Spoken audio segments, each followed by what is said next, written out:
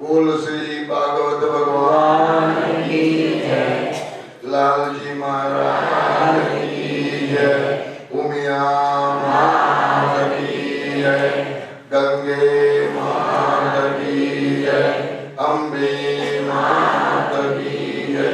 द्वारिकाधीश की जय।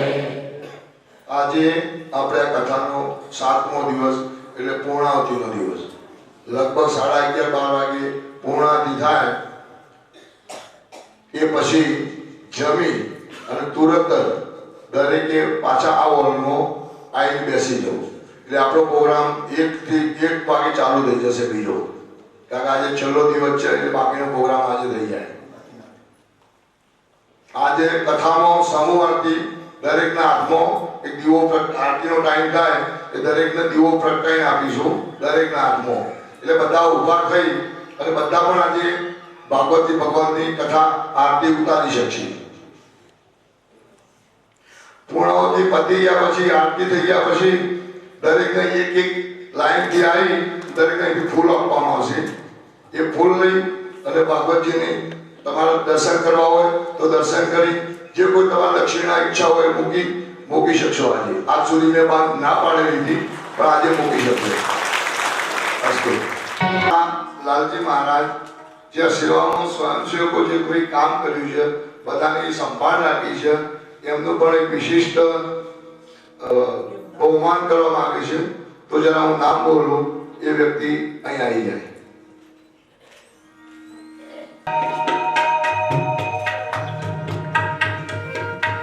જયંતિભાઈ બેંકર જે આપણા સમાજના ખજાનચી છે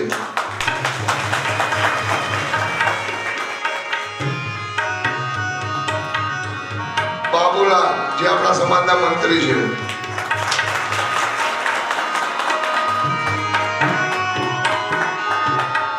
પ્રહલાદદાસ જે આપણા સમાજના સહમંત્રી છે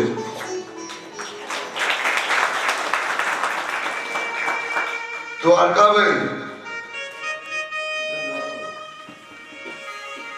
એ પણ મારી જોડે પહેલાથી દોડમ ચાલુ છે મારી હાથે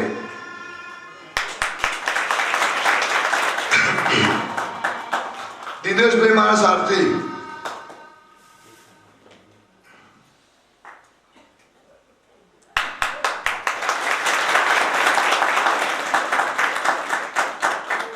વિમલભાઈ સંગીતકાર વિમલભાઈ આપણે સરસ મજાનું સંગીત કરીને કથાનું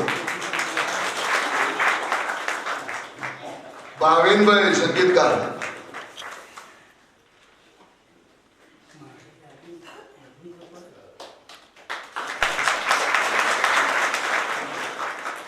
ભરતભાઈ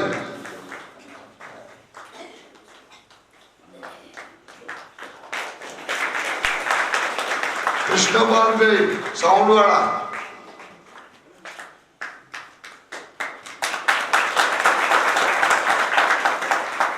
અરવિંદભાઈ છે રસોઈ વાળા અરવિંદભાઈ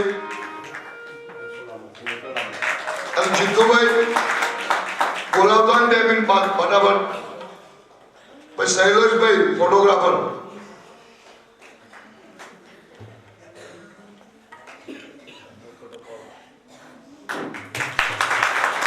કિરીટભાઈ ફોટોગ્રાફર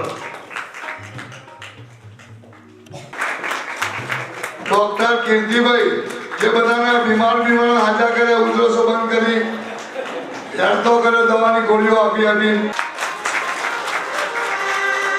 બધાને હેરતા કરે બદલ ખૂબ ખૂબ આભાર કીર્તિભાઈનો હવે પ્રવીણ દાદા આવશે આશ્રમના સંત ભાવેશભાઈ છે કે જેઓ ગઈકાલે એમને ઈચ્છા પ્રગટ કરેલી કે મહારાજ લાલજી મહારાજનું એમને સન્માન કરવું છે તો તેના માટે પધારેલ છે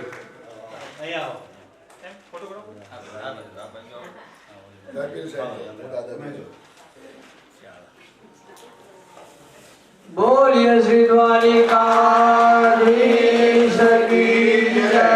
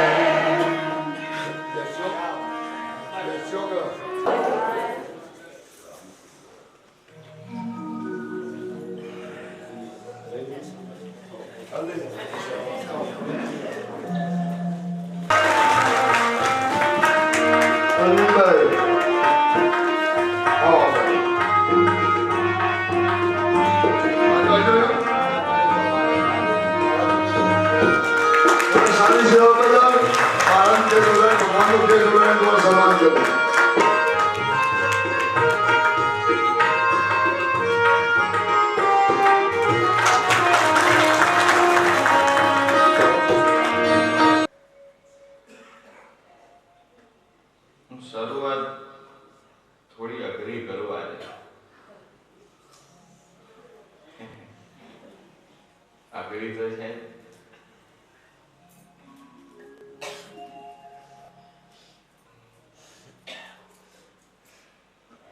કારણ કે રૂપિયાની વાત છે. રૂપિયાની વાત બધી અઘરી જ હોય ને. તો મારે કહેવું છે, બગુભાઈ હમણાં કીધું કે ભાઈ આજે અંતિમ દિવસે જેને જે મૂકવું હોય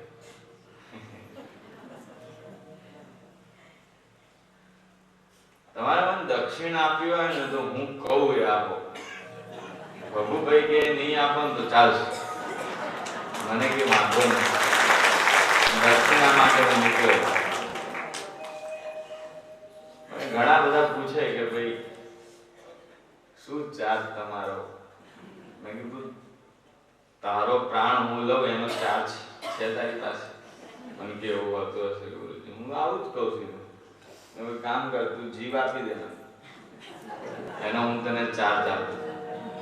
મને કે એ ચાર્જ થોડો કોઈ આપી શકે, કોઈ ના આપી શકે, ગમે તેટલા રૂપિયાથી. એ તો બહુ અમૂલ્ય છે.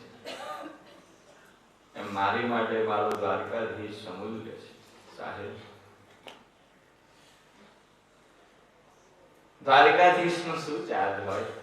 હા, તમે જે આપો એ જે સાધુ છે એના જીવન નિર્વાહ માટે હોઈ શકે, જરૂર. સાધુને એક વસ્તુનું બહુ ધ્યાન રાખ્યું સાહેબ, જો એને સાધુતામાં અડી રહેવું હોય તો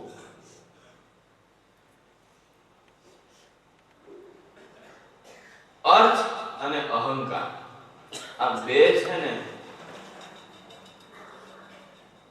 તમારા જીવનમાં મહત્વના ન બની જાય એની સાધુએ ખૂબ ધ્યાન રાખવું જોઈએ. જે સાધુના જીવનમાં બે મહત્વ થઈ જાય એ ગયો પછી. અર્થ માટે તો આખો દુનિયા હતી જ ને, સંસાર શું કામ મૂકીને કરે? પણ હા, જરૂર ભાઈ સેવા કાર્યો કરવા છે તો અર્થની જરૂર પડે, પણ અર્થ મહત્વનો ન થઈ જાય એનું ધ્યાન રાખો. મારી માટે ઈશ્વર મહત્વનો છે, અર્થ મહત્વનો નહીં. દક્ષિણા તમારે આપવું હોય ને તો હું કહું એ આપો. લો આપશો? એ તો થશે જ નહીં, અઘરું છે. ખાલી એક વચન આપો ને, એક વચન બસ. મેં ગત કથામાં કેદી ભાઈઓ પાસે એવું એક વચન લીધેલું દક્ષિણામાં. કેદી પાસે અંદર પૈસા તો હોય, બધા પૈસા હોય, એ લોકોને પૈસા બહારથી આપવામાં આવે. હું તમને કહું, સવારે 9 વાગે એમનું ભોજન થઈ જાય. સવારે 6 વાગે બેરેક ખુલે એટલે બધા બહાર આવે, એમને ખાલી ચા જ મળે સરકાર તરફથી. હું આટલા દિવસ જેલમાં રહ્યો એની વાત છે. આપણે જેલમાં જ હતા ને. મેં કેદીઓને એક વાત મને બહુ ગમી. એક વસ્તુ તમે સમજો, વ્યાસપીઠથી જેવું બોલાય છે ને, ભાવિન લાલજી દ્વારા માત્ર નિમિત્ત બની બોલાય છે, બાકી કોઈ રજૂ નથી આપણી. અહીંયાથી બોલવું તો બધું બહુ જવાબદારીનું અઘરું કામ છે. કેદીભાઈને એવું કહેલું કે ભાઈ વ્યાસપીઠથી એવું કહેવામાં આવ્યું કે તમે કેદી ને હું કેદી, આપણે બંને કેદી જ છીએ. એટલે બધા જય હો બાપુ, જય હો, તમે અમારી જોડે આવી ગયા એવું. ના, એમ નહીં. હવે મને કે મેં કીધું હું કેદી ને તમે કેદી, બરાબર, પણ તમે 4 દિવાલમાં કેદી અને હું દ્વારકાધીશમાં કેદી. Some difference between them. અંગ્રેજીમાં એવું કહેવાય, ઇંગ્લિશમાં some difference, little, not too more than, but થોડો ફરક છે. મેં કીધું તમે મને એક વચન આપો. છાપાએ છાપ્યું, ભાસ્કરે બી 3જી તારીખે બધે છાપેલું, મારા ઇન્ટરવ્યુ લીધો એ ઉપર એવું જ છાપ્યું. અને ટીએસ બિસ્ટ સાહેબ છે, આઈજીપી આઈપીએસ છે, Gujarat inspector general of prisons IPS. All ગુજરાતની જેટલી જેલો છે ને એના વડા આઈજી કહેવાય. એમની પછી ડાયરેક્ટ ડીજીપીસી ઠાકોર સાહેબ, પછી સીએમ ને ગવર્નર, બીજું કોઈ એ કથામાં આવેલા. ત્યાં પણ એમને મેં કહ્યું સર એક વાત સારી થઈ ગઈ, ઇન્ટરવ્યુમાં જે મેં કહ્યું એમ જ છાપ્યું સારું, ને તો મીડિયા તો ભાઈ મીડિયા છે, એનું ઉમેરે તો આપણે શું કરીએ. સાહેબ કહ્યું કે નહીં મેં પડા મેં કેદીઓ પાસે એવું એક વચન માંગ્યું. મેં કીધું કે ભાઈ તમારે મને દક્ષિણા આપવી હોય તો એક દક્ષિણા આપો. મારે તમારી પાસેથી કોઈ પૈસો કે પદાર્થ જોતો નથી, પણ મિત્રો એક દક્ષિણા આપજો કે જે ખોટા એક વિચાર અને એક કામના કારણે તમે અહીંયા બેઠા છો, બહાર જઈને એક વિચાર છોડી દો ખોટો, એ મારી દક્ષિણા. આ વચન આપી જાઓ કે ગુરુજી બહાર જઈશું એટલે જે એક ખોટા વિચારના કારણે અમે અંદર આવ્યા છીએ બહાર જઈને મૂકી દઈશું. અને મેં બહુ શાંતિથી વિચાર્યું, મેં કીધું આ મેં બરાબર કામ કર્યું છે, બરાબર થોડો મારે. બહાર જગત તો સુધરેલું જ છે એટલે તમે બહાર છો, નહીતર બગડેલા હોય અંદર ના હોય. તમે સુધરેલા છો એટલે તો બહાર ફરો છો. ખરેખરમાં જે બગડેલા છે અંદર છે એની માટે આપણે કામ કરવું જોઈએ. બાકી બહાર છે તો બધા સુધરે પણ બહુ કેવી થયો છે. દક્ષિણામાં આજે તમે મને આપો, મને અર્થ આપશો તો હું ના તો કોઈ કેમ પડાય, હું નાય પાડું લો ના આપતા, પણ તમે પરાણે. અને એક પાછું એવો નિયમ છે ને કે ભાઈ પત્રમ ફલમ પુષ્પમ, તો જે કથા સંભળાવે જે સાધુ હોય એને પત્રમ ફલમ પુષ્પમ અર્પણ કરવું જોઈએ, એ વગર આ કાર્ય પૂરું ન થાય એવું કહે છે. આનું તો દરેક યજમાન જે પણ કથાનું આયોજન કરતા એમને કહું ભાઈ તમે ₹1 આપજો અને જોડે તુલસીનું પત્ર આપજો, હું રાજી રહીશ. અને 1 લાખ આપશો તો એટલું જ રાજી રહીશ, બધા રાજી નહીં. હા, કારણ કે મેં અર્થની બધી વ્યવસ્થાઓ કરી નાખી છે. જે આવે બધું સેવા કાર્યમાં ક્યાં ક્યાં જતું રહેશે બધી મેં ક્યારની વ્યવસ્થા કરી. ન મારા નામનું કોઈ એકાઉન્ટ, મારા ટ્રસ્ટના નામનું ખરું, અને ટ્રસ્ટમાં મારો અધિકાર નહીં, સરકારનો હિસાબ. આપણે શું જોઈએ આવે સાહેબ? આવા સંતો પ્રવીણદાદા જેવા સજ્જન પુરુષો પ્રેમ કરે, ભગુભાઈ જેવા આવું આયોજન કરી દે અને આવી કથા થાય ને હું કથા ગાઉં ને તમે સાંભળો, આનાથી મોટું સુખ કયું? મારે ક્યાં મારે 2 ટાઈમ ભોજન હોય, વસ્ત્ર હોય, આનાથી બીજું ક્યાં આપણે કઈ લઈ જવાનું? તો મને એક દક્ષિણા આપો તમે, એ હું જરૂર કહું. એ તો આપજો, પેલું નહીં આપો ચિંતા ના કરતા, પણ આપ તો આપજો. હું જોઉં છું કેટલા આપે છે. અને તમે નહીં આપ્યો તો મને કઈ ખબર પડવાની નથી, કારણ કે હું મારા ત્યાં હોઈશ, તમે તમારા ગામમાં છો. મને દક્ષિણામાં એક વચન આપો સાહેબ. અહીંયા બેઠા એટલા બધા, આ એક વચન બહુ જબરજસ્ત છે. આ સિદ્ધાંત આ કરી નાખે ને માણસ એટલે લગભગ ભક્તિના 80% પૂરા થઈ જાય. એક જ તમે બધા મને એવું વચન આપો દક્ષિણામાં કે આ કથા પૂર્ણ થશે 12 વાગ્યા પછી મારા આખા જીવનમાં, મારા ગામ, પરિવાર, વ્યવહારમાં કે કોઈ પણ જગ્યાએ હું જ્યાં કોઈની નિંદા થતી હશે ત્યાં હું બેસીશ નહીં. હું પોતે જો સાચો હોઉં તો જ કહીશ, હું ખોટો હોઉં તો હું એની નિંદા બીજાની કરીશ નહીં. અને મારાથી બને એટલું તિતિક્ષા ભાવ રાખીશ. તિતિક્ષા એટલે હું સાચો છું, મને ખબર છે, તેમ છતાં સામેવાળા વ્યવહાર સમાજવાળા મારો વિરોધ કરે છે, તેમ છતાં હું મૌન રહી સહન કરી લઈશ અને સમય આએ હરિની સામે બેસીને ત્યાં આંસુ પાડી દઈશ. આ વચન આ પોએમમાં લખ્યું. આટલું જ વચન, 2-3 લીટી, બસ આટલું તમે ખરેખર કહો, આટલું થઈ જાય ને તો કામે નીકળી ગઈ ગાડી. તમે સાચા હો તો કેવું 2 શબ્દ, પણ તમે ખોટા હો, પેલો સાચો હોય એની નિંદા થતી હોય જગ્યાએ બેસવું એ પણ તમારા ભક્તિનો ક્ષય કરે.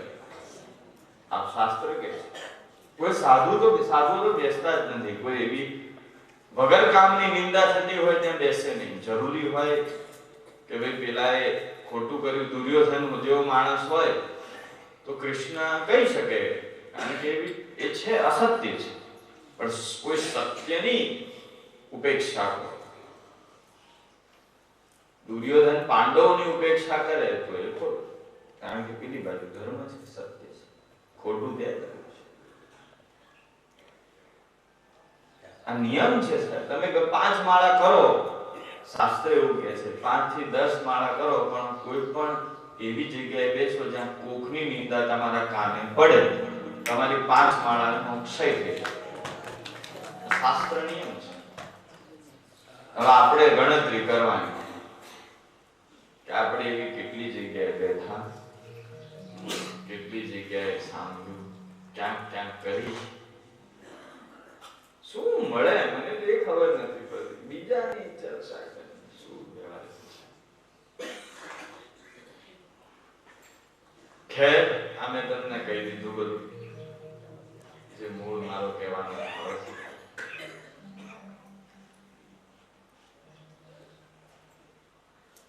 પણ 7 દિવસ જે નીકળી ગયા, પાછળના 6 દિવસ ભગવાનની તમે કૃપા તો જાણો સાહેબ. આવડું મોટું આયોજન, 500 માણસ, એ પણ ગામડાના માણસો, એ બધાને સાચવવા અને નિર્વિઘ્ને આજે સંપન્ન થશે કથા. ક્યાંય કોઈ એવી જગ્યાએ એવું નથી બન્યું કે કોઈ ખોવાઈ ગયું. આ બધું બહુ અઘરું કામ છે સાહેબ.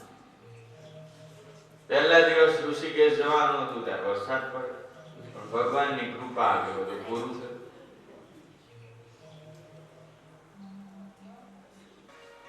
ભ્રુવી ગૃણંતિ તે ભૂરી દાજના. આ જગત ઉપરનો સૌથી મોટો દાનવીર એ છે કે જે તારી કથાનું આયોજન કરે છે અને તારી કથા કહે છે. બહુ હવે આમ ખરેખર તો શબ્દમાં વર્ણન ન થાય, બધું એટલું અઘરું કામ. મને જેટલાના ફોન અમદાવાદથી આયા, વિશેષ વ્યક્તિઓના મારા સંપર્કમાં હોય, હું એમ કહું ને કે અમે 500 માણસ ઋષિકેશ ગયા હતા. એટલે કે એવું હોતું હશે ભાવિનલાલજી, અસંભવ છે, એવું થાય જ. 500 માણસને લક્ષ્મણ ઝૂલા ઉપર કેમ લઈ જાવ? મેં કે આવું ના હોય. મેં કીધું હોય બાપા, હું જઈ ના બધું કર્યું કે ઉપાડ. આની માટે 2 વસ્તુ જોઈએ. એક તો ઉપરવાળા ઉપર શ્રદ્ધા, અને બીજું જોઈએ તાકાત, ડેરિંગ જોઈએ એની માટે. તો કેટલાય ગભરાઈ જાય. શ્રદ્ધા હોય પણ આમ ગભરાય, જે ગભરાય એનામાં સમજો શ્રદ્ધા હોય છે. કેટલાય ગભરાઈ જાય કરે 500 માણસ, ક્યાંક કોક આગુ પાછું થઈ જશે, જવાબદારી મારી, આવું ભાઈ સીધી વાત છે. પણ આ બહુ કામ છે. આજે અંતિમ દિવસ છે, કથા તરફ જઈએ. આજે મારી ઈચ્છા એક વ્યાખ્યાન લેવાની છે છેલ્લા દિવસ, પણ જોઈએ હવે કેમ ટાઈમ હાલે છે. ભાઈ 9 વાગ્યા, 9:05, હજી તો છે 2.5 કલાક. પણ કથા સામે આમ પ્રથરાઈ ઉભી છે મારી સામે. કથા હજી અમે બાકી છે, હજી અમારું વર્ણન બાકી છે. પણ એ વ્યાખ્યાન તો મારું પ્રિય હો, બહુ સરસ.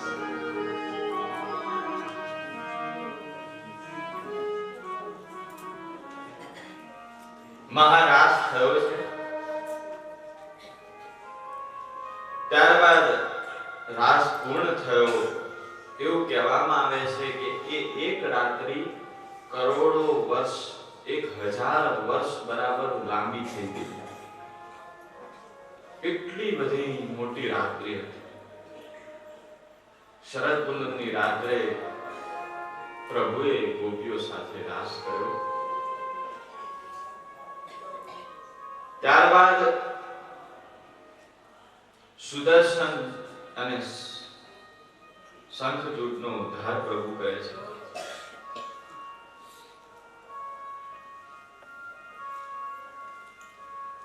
ત્યાર પછી યુગલ ગીત છે કથામાં.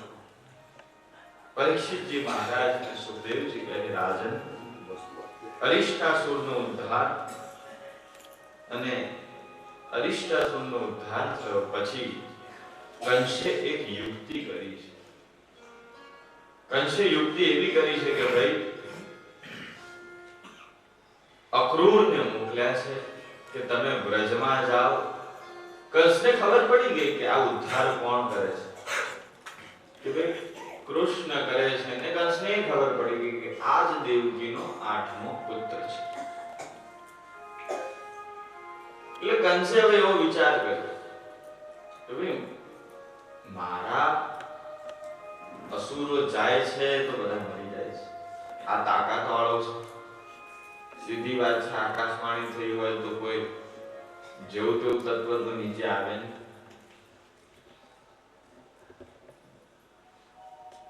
બધા અસુર હું મોકલું છું, મરી જાય છે. હવે એક યુક્તિ કરું કે અક્રૂરજી પાસે સ્વયં કૃષ્ણને જેમ સંદેશો મોકલાવો. મૂળ તો મામા ને, એટલે એમ કે કૃષ્ણ તારા મામા બોલાવે છે, બહુ દિવસ થઈ ગયા, મળવાની બહુ ઈચ્છા છે. બોલો લે કયો જૂઠો કપટી માણસ કંસ, બહુ મળવાની ઈચ્છા છે.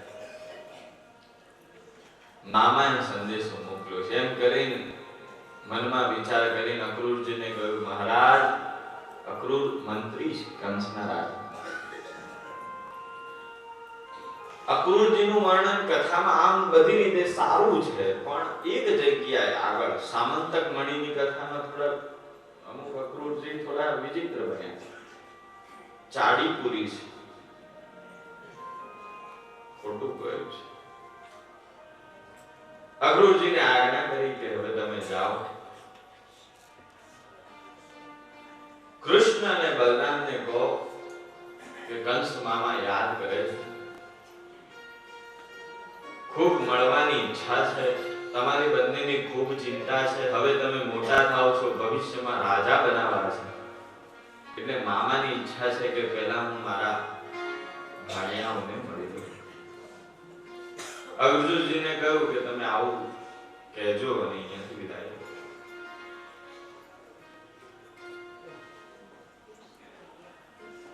નીકળ્યા છે. હવે ગોપીઓ માટે છે ને બહુ ભયંકર સમય આવે છે. અદ્ભુત કથા શરૂ થાય અહીંયાથી. કથાનું હાર્દ છે. શ્રીમદ ભાગવત કથાનું હૃદય કયું તો 10મા સ્કંદ. કે હૃદય છે ભગવાનના સ્વરૂપનું. અને 10મા સ્કંદનું હૃદય કયું? પરમ વિરહ ક્યાં છે તો બ્રજથી જ્યારે કૃષ્ણ મથુરા જાય ત્યારે છે. આ પરમ વિરહ છે. ગોપીઓ યમુના ધરાએ જળ ભરી રહી છે.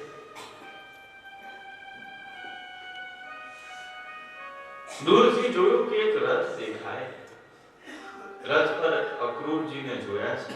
અક્રૂરજીને ઓળખે છે, કારણ કે કંસને કર ચૂકવવા બધા જાય ત્યારે અક્રૂર હોય છે, મંત્રી છે. જોયું કે આ તો કંસની ધજા છે, મથુરાની છે. ને અક્રૂરજી વ્રજમાં શું કામ હોય? અક્રૂરજીને શું કામ હશે વ્રજની અંદર? હજી સુધી એવું તો કોઈ કામ પડ્યું નથી તેમને વ્રજમાં આવવું પડે. ગોપીઓ એકબીજા વિશાખા લલિતાને કહે છે, લલિતા ચંદ્રાને કહે છે કે હરી ઓ સખી કેમ આવો? મનમાં એક ભય ઉભો થયો કે પણ એક ગોપીને જે ગોપીને ભય ઉભો થયો એ બીજી ગોપીને કહેતી નથી કે મને આવો વિચાર છે કદાચ કૃષ્ણ, પણ ગોપીની હિંમત જ નથી ચાલતી કહેવાની કે નહીં નહીં નહીં એવું તો હોય, કૃષ્ણ તો આપણો જીવ છે સાથે. એક વાર એવું બન્યું ને પ્રસંગ, બહુ પ્રસંગો છે ભગવાનની બાળ લીલાના. હવે ક્યારેક ખરી કથા ક્યારેક અવસર મળશે તો કહીશું. એક વાર એવું થયું, બહુ ગોપીઓ જશોદાને ભગવાનની કમ્પ્લેન કરે, ભગવાનની ચાડી ખાય છે કે તારો ખાનો ચોર છે, તારો ખાનો આમ કરે છે. એક વાર ભગવાન પકડાઈ પણ ગયા. એ સમયે પછી ગોપીઓને હવે આ કાર્ય કરવાની આમ મજા આવે કે જોયું કૃષ્ણને આપણે થોડો હેરાન કરીએ તો કેવો ક્રોધિત થાય છે, કેવો ક્રોધ આવે છે.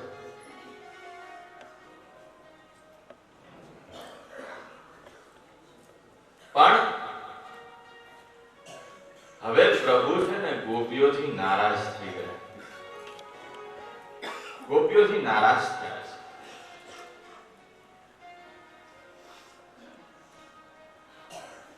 પાંચ સાત ગોપીઓ સખીઓ સાથે ત્યાં બજારમાં નીકળે છે, વ્રજમાં શેરીઓમાં નીકળે છે ને પ્રભુ સામા મળ્યા એટલે પ્રભુએ છે ને રસ્તો કાપી નાખ્યો.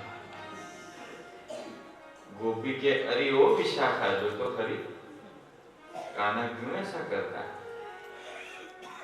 क्यों हमारे साथ बोलता नहीं तो जब जब हम यहाँ से निकलते हैं तब पत्थर लेके खड़ा होता है हमारी मटकी फोड़ने के लिए, आज क्या हुआ?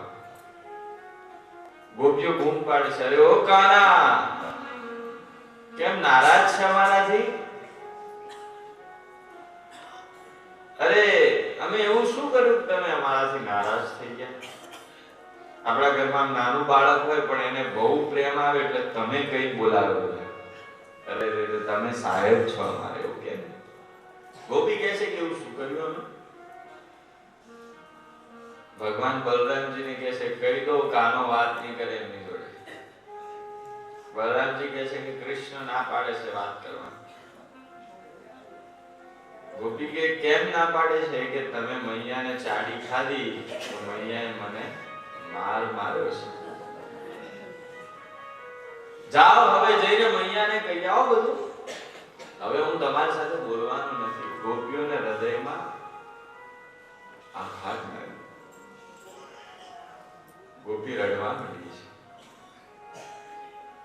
ગોપી કહે કે માધવ અમારી એક ભૂલની આટલી મોટી સજા, અને એ પણ ભૂલ નહીં, અમે જાણી જોઈને ખાલી બસ મજાકમાં કરેલું. તું અમારી આટલી માંડલીઓ ફોડે ને એમ કે બધું મજાક છે, તો અમે આવો એક મજાક ન કરી શકીએ. ભગવાનને કઈ ખોટું નથી લાગ્યું, પણ ભગવાન હાથે કરીને આવા ઉઠામાં કરે છે. બલરામજીને આંખ મારી કે જોયું રેસ કેવો આવ્યો છે, હું બોલતો નથી એટલે. બલરામજી કહે કે હવે ક્યાં પણ બહુ કરવાની જરૂર.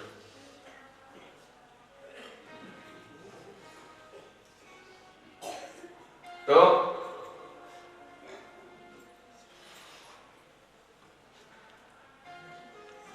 भगवान के छे कि भाई बलराम जी ताऊ गोपियों को कह दो कि कान्हा बात नहीं करे.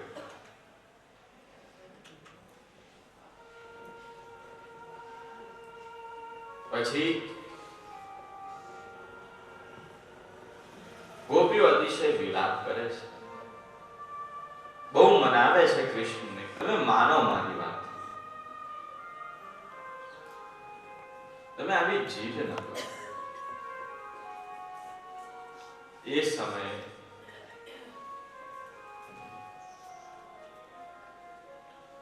ભગવાન ગોપીને કહે છે કે આજ પછી જો હવે ચાડી ખાલી છે તો હું તમારું સાંભળીશ નહીં, હું બોલીશ જ નહીં તમારે. ગોપી કે બસ હવે કાન પકડો, આજ પછી નહીં કહીએ બસ, પણ અમારી સાથે તમે બોલો, અમારી જોડે વાત કરો. આજે અમારી માટલી કેમ ફૂટી નહીં? ગોપીઓને પાછી આમ મજા, પણ તોય હેરાન તો કરે. એક ગોપી એના ઘરે જાય છે, ચંદ્રા. ચંદ્રા એના ઘરે ગઈ એટલે એની સાસુ એવું કીધું. સાસુ કે ક્યાં ગઈ હતી તું? કે માં હું યમુનાએ પાણી ભરીને આવતી હતી, પણ રસ્તામાં કૃષ્ણ મળ્યો એટલે ઉભા રહ્યા થોડું. બસ જ્યારે હોય ત્યારે કૃષ્ણ કૃષ્ણ કૃષ્ણ કૃષ્ણ, જ્યારે જોઉં ત્યારે કૃષ્ણ જ હોય છે તમારી આજુબાજુ. કૃષ્ણની ઉંમર 8, 9, 10 વર્ષ ને તમે કેટલા મોટા અને એની જોડે શું વાતો કરવાની? ગોપી કહે માં તમને ન ખબર પડે. સારું સારું જઈ જલ્દી તૈયાર થઈ જા, આપણે તીર્થયાત્રાએ જવાનું છે. તીર્થયાત્રાએ જવાનું કીધું. ગોપી કે સાસુમાં તીર્થયાત્રાએ કેમ? એ કે ત્યાં ભગવાનના દર્શન કરવાના હોય. ગોપી કે મારા ભગવાન તો મારા વૃંદાવનમાં છે, હું શું કામ તીર્થયાત્રામાં જઉં? તીર્થયાત્રામાં જઈને મારું શું કામ? અરે કોણ છે તારો ભગવાન? એ કે મારા તો બધા ભગવાન, મારો કૃષ્ણ છે, કૃષ્ણમાં મારા બધા ભગવાન. ગોપીને ગમતું નથી વૃંદાવન છોડવું, કૃષ્ણથી એક ક્ષણ પણ વિલપ થવું. પણ આખરે સાસુની આજ્ઞા છે એટલે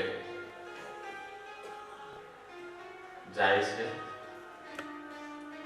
સાસુની એવી યુક્તિ હતી કે આને છે ને હું તીર્થયાત્રામાં લઈ જાઉં અને પછી રસ્તો ભૂલાવી દઉં. રસ્તો ભૂલાવી દઉં એટલે આ ક્યાંક જંગલમાં ખોઈ જાય. પછી મારા માથેથી એક ચિંતા જાય, પછી મારા દીકરાના બીજા લગ્ન કરાવીશ. આવી તો કપટ યુક્તિ કરી સાસુ. બંને તીર્થયાત્રા માટે નીકળ્યા છે. રસ્તામાં પ્રભુ મળ્યા. ક્યાં ઉપડ્યા? ગોપીની સાસુ કહે તારે કઈ પંચાયત, તું તારું કર ને. અરે હું તો મારું જ કરું છું, હું તમને ક્યાં પૂછું છું? હું તો ચંદ્રાને પૂછું છું. ક્યાં ઉપડી? અરે કાના જો ને પ્રભુ આ મૈયા તીર્થયાત્રાએ લઈ જવાનું બહુ કહે છે સાસુમાં, એટલે જવું છું. ઓહો, પણ જોજે હો ક્યાં રસ્તો ભૂલતી નહીં. હા, આ સાસુમાન છોડતી નહીં, ધ્યાન રાખજે. એટલે સાસુમાને આમ હૃદયમાં ગભરામણ થઈ કે આને ક્યાંથી ખબર પડી ગઈ કે હું આનો હાથ છોડવાનો? એટલે પણ એને પડી જાય દ્વારિકા